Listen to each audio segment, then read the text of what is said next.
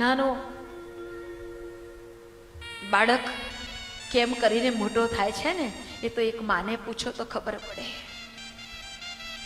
એક દિવસ ઘરડા ઘરમાંથી માએ ફોન કર્યો રાતના 12 વાગે. બેડરૂમમાં પોતાની પત્ની સાથે સૂતેલા દીકરાએ ફોન ઉઠાવ્યો રાતના 12 વાગે અને સામેથી માએ કહ્યું, માએ કહ્યું, બેટા તને ભગવાન ખૂબ સુખી રાખે દીકરા, આજે તારો જન્મ દિવસ છે. આજથી 40 વર્ષ પહેલા તારો જન્મ થયો હતો.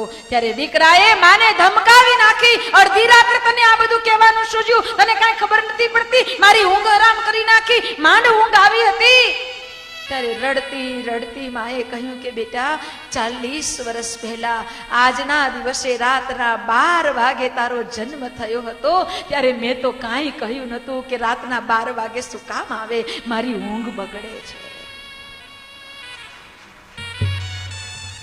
માએ એવું નહોતું કહ્યું કે રાતના 12 વાગે ન આવીશ, પરંતુ માં તો હરખ ગેલી થાય અને બિચારી કેટલા ઉત્સાહ ઉમંગથી પોતાના બાળકનું મોઢું જોવા તડપતી હોય. એને ઊંઘની ક્યાં પડેલી હોય. આજે એ દીકરો એમ કહેતો હોય કે તે મારી ઊંઘ હરામ કરી નાખી, તો એ માની શું સ્થિતિ થતી હશે? એ માની શું સ્થિતિ હશે? માના હૃદયના આઘાતને હૃદયથી સ્મરણ કરજો. ક્યારેય મા બાપને દુઃખ થાય ને, એવું કોઈ કામ ન કરશો, કોઈ કામ ન કરશો. બાળકોને અંતરથી પ્રેમથી કહેજો કે બેટા, દુનિયામાં બધું મળશે પણ મા બાપ નહીં મળે. જેને મા બાપ નસીબ છે ને, એ તો ધન્યવાદને પાત્ર છે. કરી લેજો સેવા. ગમે તેવા એના વર્તન હોય, ગમે તેવા તેના વ્યવહાર હોય, છતાંય એ મા બાપ છે. કરોડોની મિલકત એની સામે મૂકો ને તો પણ તુચ્છ કહેવાય. દોડી દોડીને ડુંગરા ઉપર ચડી ચડીને એને પૂજવા જાય ત્યારે સંતો સાધુ મહાપુરુષો કહે કે ઉમરા વાળીને પૂજી લે, ડુંગરા સુધી જવાની જરૂર નહીં પડે. આના આશીર્વાદ મળશે તો ડુંગરા વાળી દોડતી આવશે. ત્યાં સુધી જવાની જરૂર નથી. આપના બાળકોને આ વાત નથી સમજાઈ અને એટલે આજે ઘરડા ઘરોની અંદર મા બાપ બિચારા કેટલી મિલકત મૂકી અને આજે કોકના પનારે પડેલા છે. કોકના પનારે પડેલા છે. ઘરડા ઘરમાંથી વિદેશ રહેતા દીકરાને બાપાએ ફોન કર્યો. અત્યારે તો સુવિધા સેલફોનની છે, પણ પહેલાના સમયમાં તો ટેલિફોન ઓપરેટર જોડી આપે ને ત્યારે વાત થાય અમેરિકામાં. આ એ સમયની વાત. બાપાએ ફોન કર્યો, ઓપરેટરને કહ્યું કે ભાઈ આ નંબર જોડી આપ. એટલે નંબર જોડી આપ્યો. અમેરિકાથી વાત થતી હતી ત્યારે દીકરો ઘરે ન હતો. દીકરાની વહુએ ફોન લીધો અને જોયું કે સામે બાપા બોલે છે. એટલે દીકરાની વહુએ કહ્યું, હાલો હાલો, કોણ બોલો છો? સંભળાતું નથી. બેટા હું બોલું છું, બેટા હું દાદા બોલું છું. દીકરા તારી માની તબિયત બહુ ખરાબ છે. અને વહુએ સાંભળ્યું, હાલો હાલો, સંભળાતું નથી. એમ કરીને રિસીવર મૂકી દીધું. બાપાએ ફરી ટ્રાય કર્યો. પેલા ઓપરેટરને કહ્યું, ભાઈ સંભળાતું નથી, જરા સરખો ફોન જોડી આપને. ઓપરેટરે ફોન જોડ્યો અને સામેથી વાત કરી કે બેન તમે વાત તો સરખી કરો, સંભળાતું નથી એવું કેમ કહો છો? ત્યારે પેલા બેને વહુએ કહ્યું કે તને સંભળાતું હોય ને તો તું વાત કરી લે, મને તું ડિસ્ટર્બ ન કરીશ.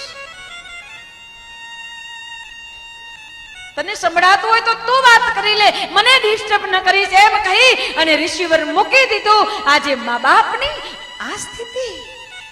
જે મા બાપે કેટલા અરમાન સાથે બાળકોને મોટા કર્યા, આજે ઘર પરિવારમાં આજે મા બાપ માત્ર ને માત્ર એક વધારાના વ્યક્તિ હોય ને એ રીતે ઘરમાં રહે છે. મોટા મોટા બંગલા બનાવ્યા. બંગલાને સાચવવા માટે કૂતરા રખાય, કૂતરા માટે સ્પેશિયલ ઓરડી રખાય, રૂમ રખાય. કૂતરા માટે શેમ્પુ આવે, સાબુ આવે, બિસ્કિટ આવે, એના માટે સ્પેશિયલ ખાવાનું આવે. અને મા બાપ માટે એક થાળી પણ તૈયાર નથી થતી. આ સ્થિતિ છે આજે સમાજ. અને યાદ રાખજો કે જે ઘરમાં વડીલ નહીં હશે ને એ ઘરની સ્થિતિ બહુ સમય સારી નહીં રહે.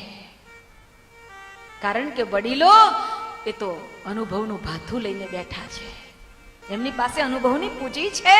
અને એટલા માટે માં અને બાપને જીવનમાં એવી રીતે અપનાવજો, મા બાપને એવી રીતે રાખજો, એવી સેવા કરજો કે છેલ્લે છેલ્લે ભગવાનની સેવા કરવાથી ભગવાન આશીર્વાદ આપે છે કે નહીં ખબર નહીં, પણ મા બાપના આશીર્વાદ તો ચોક્કસ મળશે અને એ જીવનને તમારા ઉન્નત દિશા તરફ લઈ જશે.